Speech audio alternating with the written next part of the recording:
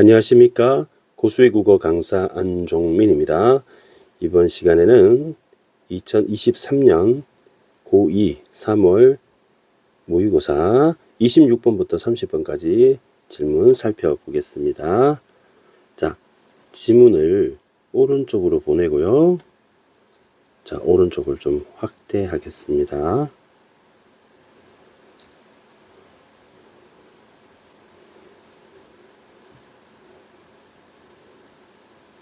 자, 1문단 표시를 해보겠습니다. 자, 출퇴근, 출근 퇴근이죠. 관념은 근대 이후에 형성이 되었습니다. 집과 일터의 경계가 뚜렷하지 않았던 전근대 사회와 달리, 이걸 괄호를 한번 쳐볼게요. 19세기 이후 1800년대입니다.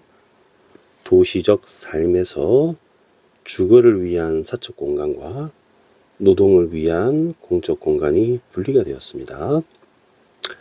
여가를 즐길 수 있는 곳은 사적 공간이고요. 경제활동하는 곳은 공적 공간으로 인식이 되었습니다.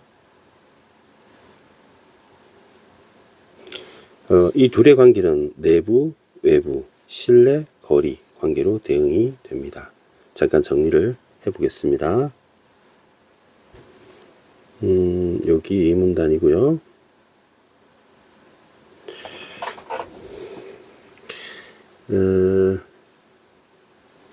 사적 공간이 있죠, 그죠?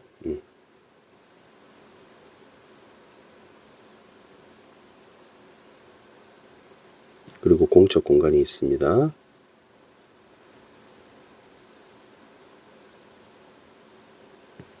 이게 분리가 되었다는 얘기죠.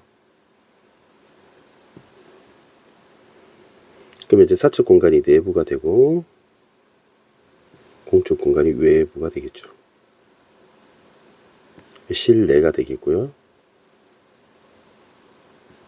실외가 거리라고 했습니다.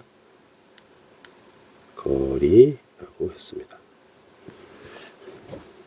자, 이거는 주거를 위한 공간이고요. 노동을 위한 공간입니다.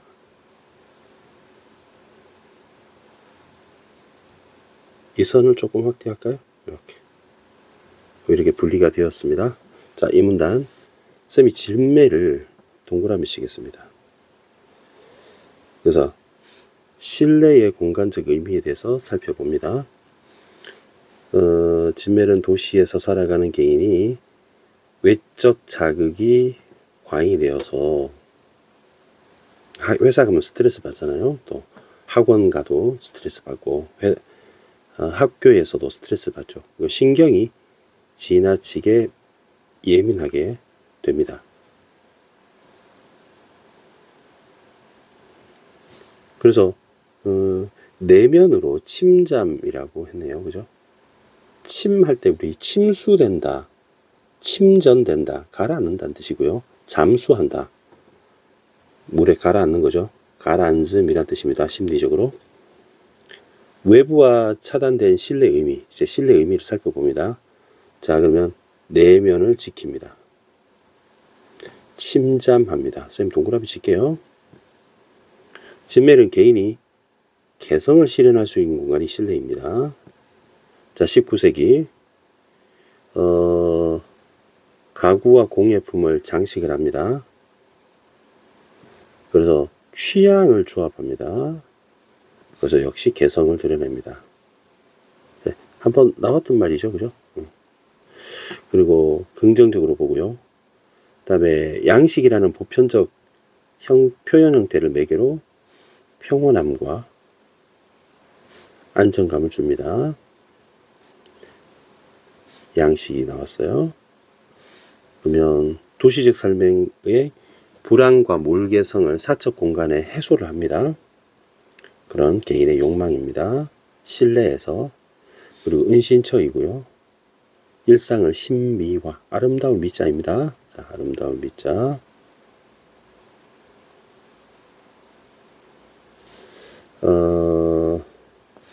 보호할 수 있죠. 집은 보호하죠. 그 다음에 자유로운 개성의 공간입니다. 집에서 마음껏 뛰놀 수 있죠. 그게 구성 원리였습니다. 자, 3문단에 좀 다른 사람이 나오네요. 발터 베냐민. 베냐민에다 쌤이 네모를 치겠습니다. 실내 장식. 장식은 아까 동그라미였죠. 그 문화를 주거 중독증이라고 부정적으로 보네요. 아까는 우리 긍정적으로 보았잖아요. 지금. 근데 부정적으로 봅니다. 도시의 공적 공간에서 개인의 흔적을 남길 수 있는 데에 대한 보상 심리에서 기인한 것이다. 실내가 사회와의 연관성을 잃어가면서 너무 인위적 공간으로 되었다. 그러면 좀 부정적으로 봅니다. 실내가 인위적 공간. 그거는 이제 도피가 되는 거다. 그래서 신화나 자연에서 모티프를 딴 가구와 공예품의 조합을 통해 몽환적 분위기를 조성했던 실내 풍경을 예로 들면서 몽환적이다. 실내는 환상에 빠지게 된다. 그거는 도피일 뿐이다. 욕망만 충족하게 된다. 부정적으로 봅니다. 그러니까 앞에 나왔던 진멜은 긍정적으로, 베냐민은 부정적으로. 4문단 가겠습니다. 자, 베냐민은 실내를 비판적으로 보죠. 그래서 사적 공간, 공적 공간에 아까 분리했잖아요. 괴리를 문제 삼는 게 이어지는데, 자, 파사주를 주목합니다. 파사주는 몇 채 건물을 잇는 통로 형태의 상가로 유행의 리듬이 지배하는 자본주의적 소비 공간입니다. 유행 또 나왔죠? 아무래도 욕망을 재생산하죠. 자꾸 물건 사라고. 아울렛 같은 거죠. 그래서 소비를 부추깁니다. 부정적으로 보죠. 그리고 파사주는 사이 공간이라고 했어요. 거리와 실내의 사이. 그래서 외부 내부가 혼동되는 경험을 하게 되는 것이 파사주입니다. 공적이지도 않고 사적이지도 않은 중간 영역이죠.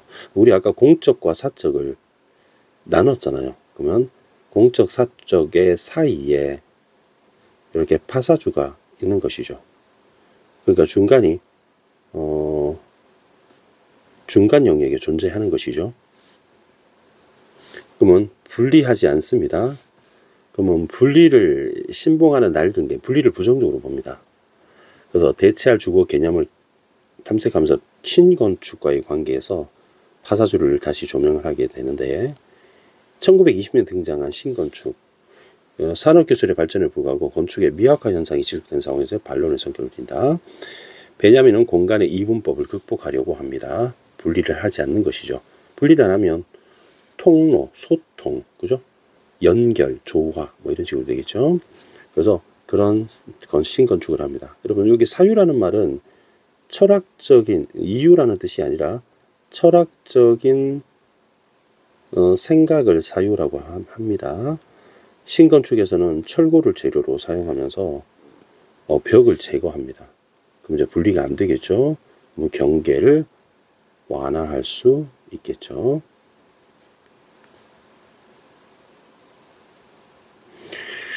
빛이 투과합니다. 분리가 아닌 거죠.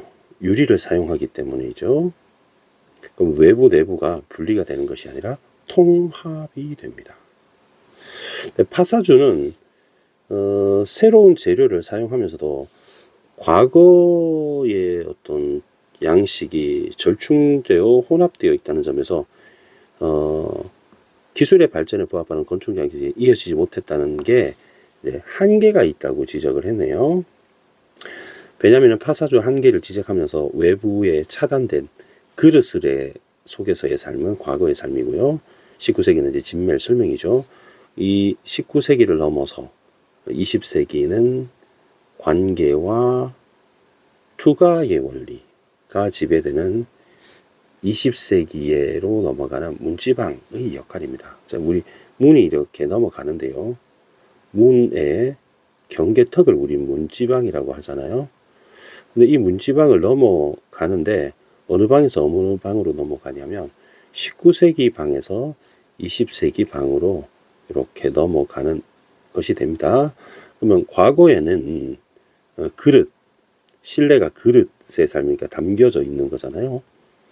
분리해서 보고, 그 다음에 이제는 관계, 투가니까 유리를 사용해서 통합되는 그런 건축으로 넘어가는 의미에서 이 파사주가 한계가 있었다 그랬잖아요.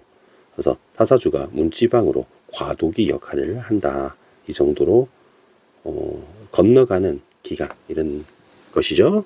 자, 이렇게 의미를 보면 되겠습니다. 자, 문제 풀어보겠습니다. 앞에 나왔던 mRNA 질문이나 그다음에 법 지문 있잖아요. 그 전세권에 관한 주택 임대차 보호법보다는 훨씬 쉽죠. 자, 19번 해결하겠습니다. 적절한 거 찾는데요. 재료 발달 과정은 아니죠. 건축의 역사도 아니고요. 건축의 역사 19세기, 20세기 단계별로 설명하는 거 아닙니다. 주거 관점이 기술에 영향을 끼쳤다. 인과적 아닌 것 같습니다. 특정 도시의 다양한 삶이면 뭐 파리, 런던 이런 게 나와야 되는데요. 시대적 기준을 가지고 분류한 것도 아니고요. 특정 도시의 사회상을 분류하진 않았죠. 자, 사회 사적 공간, 공적 공간 대비 맞네요. 이 공간의 긍정적 측면과 부정적 측면을 각각 분석했다라고 되어 있는데 사적 공간의 실내만 분석했지 이들 공간, 공적 공간의 긍정 부정을 얘기한 건 아닙니다. 그래서 4번이 조금 헷갈렸을 수 있겠네요. 5번 실내에 대한 실내를 얘기합니다. 사적 공간에 관한 얘기를 하는 겁니다. 사적 공간, 실내에 대한 학자들 그러면 누굽니까? 짐멜하고 베냐민 견해를 제시했죠. 그러면 그러한 견해에 왜 형성됐는지 어떤 견해의 차이가 있는지를 드러냈다면 정답을 5번으로 보면 되겠죠. 쉽죠. 27번 47.3% 정답률입니다. 기억을 물어봤는데요. 기억을 한번 찾아볼게요. 자, 기억이 어디 있을까요? 자, 기억은 못 찾고 있습니다. 찾았다. 신뢰에 대한 진멜의 설명입니다. 그러면 진멜에 대한 설명은 신뢰에 대한 진멜의 설명은 동그라미만 보면 됩니다. 주거와 여가를 분리했다. 구분했다. 일상의 신미화라는 말이 여기 나옵니다. 그죠? 2번 갈게요. 신경과민. 맨 밑에 있을 거예요. 신경과민의 내면을 보호하는 자구책이다. 내면을 보호합니다. 양식화된 공예품. 어디 있었죠? 양식화된 공예품 있습니다. 그래서 개인의 개성이 나왔죠? 양식의 보편성. 양식이 나왔고요. 보편적이란 말이 있네요. 평온함, 안정감 있습니다. 도시적 삶의 자극에 대응하기 위한 내면으로 심장 여기 있죠. 그럼 다 맞아 보이는데 다시 한번 따져볼게요. 1번 볼게요. 여기 보면은 면이라고 나와 있는데요. 주거와 여가를 구분하면 잠깐만요. 주거와 노동도 아니고 주거와 여가를 구분하라고요? 이런 얘기를 한 적은 없죠. 신미화는 맞습니다만은 이걸 해야 이걸 가능하다? 그건 아니죠. 그래서 정답이 1번으로 보면 됩니다. 그래서 함정에 많이 빠졌을 것 같습니다. 주거와 여가라고요? 주거와 노동이 아니고요. 그죠? 주거와 여가를 구분하는 게 아니죠. 여가 생활은 집에서 하잖아요. 그러면 주거와 여가는 같은 말이죠. 이건. 생각해 보세요. 그죠? 그래서 같은 말입니다. 자, 28번 가겠습니다. 베냐민이네요. 파사주입니다. 파사주가 조금 한계가 있었죠. 한계가 있었습니다. 베냐민 네모였죠. 한계가 있었습니다. 아는 X 할게요. 이번에는 네모를 주로 보면 됩니다. 유행이 있나요? 유행이 어디 있어요? 유행 있죠? 욕망이라. 욕망이죠? 맞네요. 그 다음에 소비심리라고요? 있었죠? 파사주 처음 나올 때 있었습니다. 파사주 처음 나올 때 소비라는 말이 나오죠. 신뢰 경계가 모호해지는 경험을 가게 돼요. 신뢰 경계가 모호해진다 맞죠? 왜냐면 내 외부와 내부가 혼동되는 사이 공간이니까 최신 기술과 소재에 부합하는 새로운 건축 양식이라고 있는데요. 요 마지막 문단 한번 볼게요. 새로운 재료가 맞죠? 새로운 재료가 맞습니다. 과거의 건축 양식이네요. 새로운 건축 양식이 아니네요. 그러면 쌤이 노란색으로 체크를 할까요? 새로운 건축 양식이라고 했는데 사실은 새로운 게 아니라 과거의 건축 양식이 절충적으로 사용됐습니다. 그러면 요걸 가지고 함정을 냈네요. 4번 정답입니다. 그 다음에 5번 보겠습니다. 5번은 보니까 사적 공간이 직거하는 시대에서 사적 공간 공간에 통합하는 시대. 우리 통합이라는 말이 나왔었죠. 그다음에 이행 중이라는 건 이제 문지방 역할이다. 이렇게 보시면 되겠습니다. 이행적 넘어간다 이런 뜻이죠. 넘어간다. 그러니까 넘어가는 거니까 문지방으로 넘어가는 의미다. 이렇게 단어를 바꿨습니다. 29번 그림이 있는데요. 그림 볼까요? 왼쪽은 좀 답답하고 오른쪽은 시원하고 뭐 그런 느낌입니다.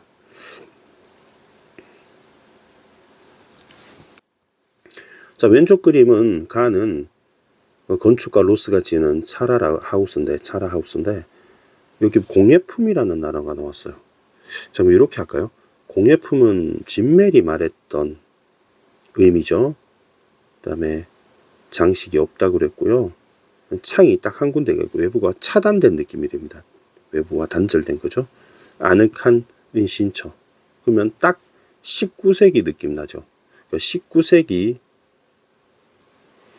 진멜의 느낌이 납니다. 다음에 나와볼게요. 나는 르 코르비지에가 지은 빌라 사부아로. 그러면 얘는 동그라미 치고 얘는 네모 칠게요. 이거 뻥 뚫렸죠. 철골 얘기 나왔습니다. 그리고 공중에 떠 있다고 그랬고요. 내부를 넘는다고 그랬고 외부를 열린 공간입니다. 열린 공간. 아이고 잘못 꺼버렸네요. 다시 켜겠습니다.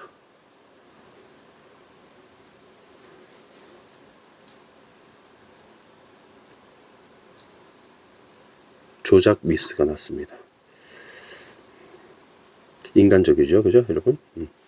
그래서 열린 공간이다 이렇게 보시면 되겠습니다. 자, 보겠습니다. 1번은 가고요. 2번도 가고요. 3번도 가입니다. 그러면 여러분 요 왼쪽 건물 보시면 됩니다. 채광을 조절을 했습니다. 채광을 조절했습니다. 아늑한 느낌을 줍니다. 가는 베냐민은 도피다 이렇게 설명을 하겠죠. 맞고요. 그 다음에 한쪽만 창을 배치했습니다. 외부와 차단됩니다. 그럼 진멜은 동그라미죠. 내면을 지키는 공간이다 라고 했겠죠. 맞습니다. 그 다음에 장식 없이 간결하게 마감돼서 취향 나왔네요. 그러면 진멜은 개성을 표현할 수 있다 이렇게 말하겠죠. 그래서 맞습니다. 자, 이번에는 나를 봅시다. 나는 이제 네모, 즉 열린 공간, 외부와 내부의 통합 분위기입니다. 그래서 외부 내부를 개방합니다. 외부를 향해 개방합니다. 외부 내부 통합이다. 맞네요. 5번 볼게요. 공중이 떠 있는 느낌이래요. 도시적 삶을 추구하는 개인의 욕망. 자, 욕망에 부응한다라고 했는데요. 이게 진멜 얘기죠, 진멜. 근데 욕망이라는 말을 썼던 거 있잖아요. 도시적 삶을 추구하는 것도 아니죠, 이거는. 그리고 욕망도 아니죠. 욕망이라는 워딩은 누가 썼습니까? 베냐민이 썼지 않았어요? 욕망이란 말을. 욕망을 충족시킬 뿐이라는 거죠.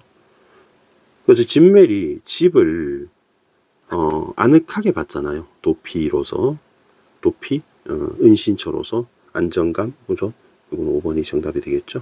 자, 마지막 문제 푸는 방법 가르쳐 드릴게요. 요거를 여러분 이제 빨간색으로 문맥적 의미 형광펜 한번 칠해 볼게요. 요거 푸는 방법 가르쳐 드릴게요.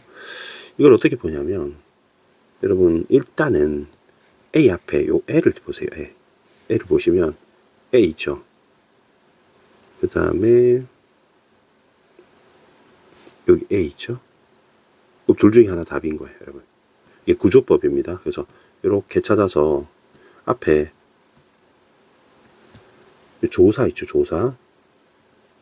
조사가 같은 걸 찾으세요, 여러분. 그래서 구조가 같습니다. 그러면 구조가 같아지니까 이렇게 찾으시면 되겠습니다. 왜 안 되지? 지울게요, 여러분. 자, 조사를 찾아서 이러면 구조가 같아져요. 이게 구조법이거든요. 그래서 이렇게 하면 금방 찾을 수 있습니다. 이렇게 일단 찾으시고, 그러면 나머지 제낄게요. 절대 답이 아닙니다. 2번, 3번, 5번, 그럼 이제 1번, 4번을 고민하잖아요. 이제는 뭘 하냐면, 이제 명사를 체크하세요. 여기 보시면 이제 신경과민 이게 나왔잖아요. 근데 물이죠. 그럼 어떻게 보냐면 이렇게 보시면 됩니다. 신경과민은 병이니까 추상적인데 물은 구체적이죠. 그럼 답이 될 수 없습니다. 이렇게 푸는 방법이 있고요. 그다음에 교착 상태는 더 이상 나아갈 수 없는 엉킨 상태죠. 그럼 부정적이죠. 신경과민도 부정적이죠. 이렇게 찾는 방법이 있습니다. 두 가지 방법 썼습니다. 자, 그러면 두 번째 방법은 뭐냐면 이 앞에 있는 명사를 체크를 한 다음에 이 명사의 어떤 성격과 유사한 걸 찾으시면 됩니다. 그럼 얘는 추상적이었고요. 구체적인 1번이 될 수 없는 거죠. 두 번째는 부정적이었습니다. 그러니까 부정적인 추상명사를 찾으면 됩니다. 부정적인 추상명사. 그러면 교착 상태. 상태잖아요. 과민. 그러면 과민 상태인 거죠. 그래서 정답은 4번. 이렇게 찾으면 빠르고 정확하게 감으로 푸는 것보다 이렇게 빨리 정확하게 풀 수 있습니다. 자, 이 해설이 좀 짧았죠? 충분히 요것으로 충분히 정리가 됐을 겁니다. 앞에 mRNA는 1시간 13분이 걸렸으니까 그거하고 비교하면 얼마나 쉬웠는지 알 수가 있죠. 그래서 아이들이 이 부분을 학생들이 이거 먼저 풀었을 것 같아요. 그래서 쉬운 거 먼저 푸는 게 하나의 요령이 됩니다. 자, 오늘 강의는 이것으로 마치겠습니다. 질문이 있으시면 댓글 남겨주시고요. 선생님 말하다가 또는 표시하다가 실수했을 수도 있습니다. 그런 것도 있으면 얘기해 주시고 신청 강의 있으면 신청해 주시고 하시면 되겠습니다. 수고하셨습니다. 구독, 좋아요 부탁드리겠습니다. 고수의 국어는 항상 최선을 다해 강의하겠습니다. 여러분 고맙습니다.